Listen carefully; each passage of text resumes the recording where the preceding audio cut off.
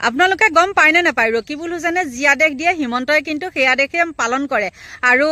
ৰকিবুল হুছেইনে এতিয়া মদ বিক্ৰী কৰিবলৈ মানা কৰিছে আৰু হিমন্তই আমাৰ হেতু মানি লৈছে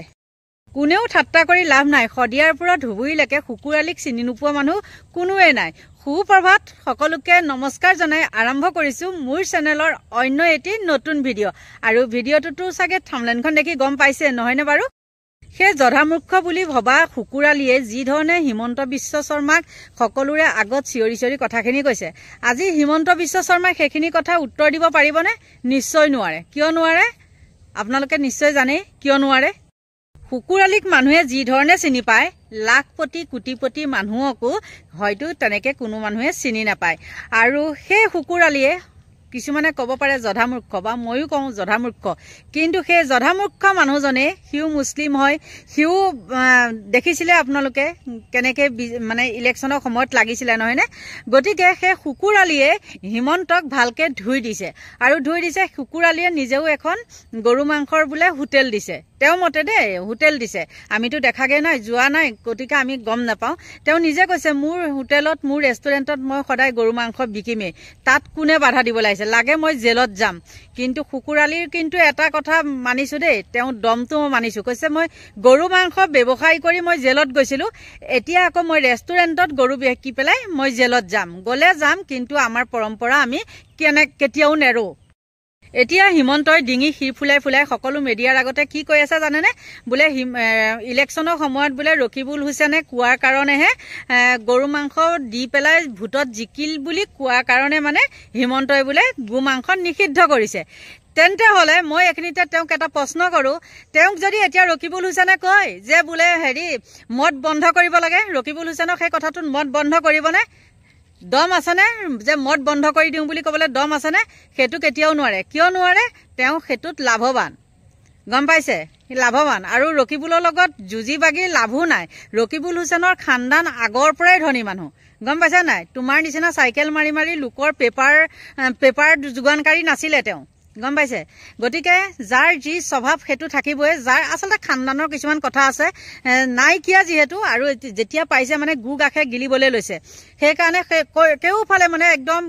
ধ্বংস কৰি একফালৰ পৰা গছ গছনি সকলো ধ্বংস কৰি পেলাই তেওঁ ব্ৰিজৰ নামত কিমান কোটি কোটি টকা লুটি লৈছে সেইখিনি জানো অন্ধভক্তসকলে দেখিছে নিশ্চয় দেখা নাই আৰু কিছুমান অন্ধভক্তই কিছুমান কথা কয় আৰু এটা কথা মোক কোনোবা এগৰাকীয়ে কৈছে দেই কালি ভিডিঅ' এটাত মোক কৈছে মই বেয়া পোৱা নাই তেওঁ কৈছে যে সকলোতেতো মদ বিক্ৰী কৰিবলৈ মানে হেৰি গৰু বিক্ৰী কৰি মানে গৰু নিষিদ্ধ কৰা নাই ৰেষ্টুৰেণ্টতহে গৰু নিষিদ্ধ কৰিছে তেওঁ কৈছে দেই ঘৰততো খাব পাৰে সেইটো কেনেকে তাৰ মানে কি জিজি বুলি খায় মাছ বুলি নাখায় নহয় জানো সেই তেনেকুৱাই হৈছে কথাটো গতিকে বন্ধ হলে একেবাৰে বন্ধ সব বন্ধ মুঠতে নিৰামিষ ভুজি কৰি পেলাওক তেতিয়া কেনে হয় বাৰু আপোনালোকে সেইটো মতামত দিবলৈ নাপাহৰিব দেই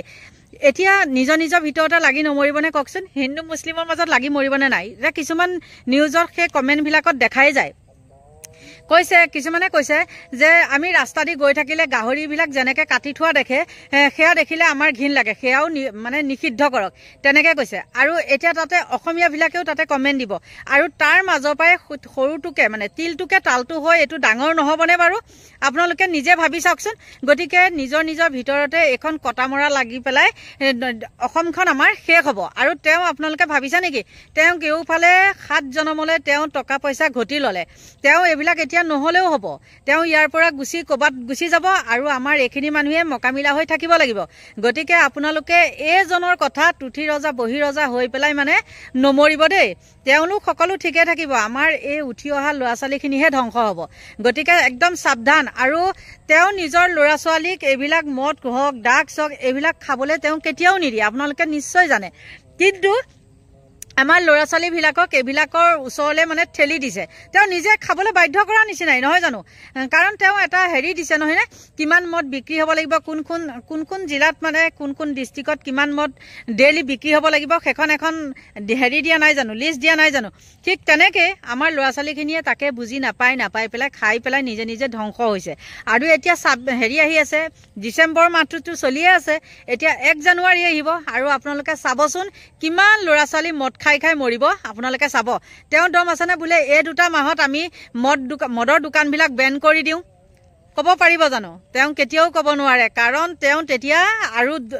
কিবা এটা কয় নহয় কচু গছত ফাঁচ লাগি তেওঁ মৰিব লাগিব হিমন্ত বিশ্ব শৰ্মা গতিকে এইবিলাক এতিয়া কি জানে এইবিলাকৰ গৰু মাংস চৰু মাংস এইবিলাকৰ ইছ্যু লৈ পেলাই কি কৈছে জানেনে আপোনালোকে নিউজ যিসকলে চাই তেওঁলোকে নিশ্চয় বুজি পাব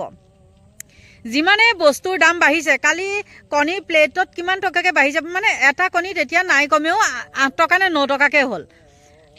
কিমানে হৈছে নেকি 8 টকা 9 টকাকে হৈছে প্লেটৰ প্ৰতি কিমান টকাকে মানে 5 টকা নে কিমান এনেকে বাঢ়িছে গতিকে চাকচোন আপোনালোকে ইফালে বস্তু দামখিনি কিন্তু বঢ়াই আছে আৰু ইফালে লগাই দিছে গৰু মাংস গাহৰি মাংস এইখিনিৰ ওপৰত আৰু মানুহখিনিক মানে এফালে ডাইভাৰ্ট কৰাই দিছে আৰু তেওঁ সিফালে মুনাফা আদায় কৰি আছে আপোনালোকে গম পাইছে না আৰু কোটি কোটি টকা তেওঁ কি কৈছে ধাৰ লৈছে আৰু সেই ধাৰখিনি কোনে মাৰিব আমাৰ মূৰৰ ওপৰতে জানো তেওঁ ধাৰখিনি নামাৰিব আপোনালোকে ইমান চকুমুদা কুলি ভাও ধৰি নাথাকিব আপোনালোক ওলাই আহক প্ৰতিবাদ কৰক আৰু আপোনালোকে জানেনে ইমান যে বস্তুৰ দাম বাঢ়িছে মই বাৰু সেই অকল কণীটো কথা মানে হেৰিটো কোৱাই দিলো নহয় না এতিয়া বস্তুৰ দাম কমাব লাগিছিলে কি বস্তুৰ আৰু তেওঁ কমাইছে কি হয় ছেপ্টেম্বৰৰ কিমান তাৰিখৰ পৰা তেওঁ হেৰি মদৰ দাম 10 টকাকৈ কমাইছে নহয় না বাৰু কিমান জধামূৰ্খ হ'ব লাগিব আপোনালোকে চাওকচোন কিমান জধামূৰ্খ মানুহে এইটো কাম কৰিব লাগিব আপোনালোকে নিজে ভাবি চাওক আৰু তেওঁ ইমান মাথাত মানে বেয়া বুদ্ধি আছে নহয় আৰু কি কৰিছে মহিলাসকলক কিবা লাখপতি আঁচনি কোৰ কি আঁচনি অৰুণোদয় মামনি চামনি কত কি আঁচনি আৰু যিমানবিলাক এইবিলাক লাখপতি আঁচনি কিবা পতি আঁচনিত যে গছপুলি কিছুমান দিছিলে বহুত গছপুলি তাৰ গুৰিটোৱে নাই ডালটো দি পঠাইছে এতিয়া মই কথা এটা কৈছো চেগুন গছৰ ডালটো দি দিলে হ'ব নেকি বাৰু কওকচোন হাই ঠিক তেনেকুৱা গছৰ ডালবিলাক কিবা দি পেলাই আৰু মাটি নি সেইখন এক্টিং কৰি আহি পেলাই কত কি দেখিছিলো খানাপাৰা ফিল্ডতো মই দেখিছিলো ছাতি হেৰাই কিবা হেৰাই বেগ হেৰাই আৰু সেই মহিলাসকলকো কওঁ এই বাপৰে কাম বন নাই নেকি বাৰু নে গুৱাহাটীখন চাবলৈ ইয়ালৈ আহে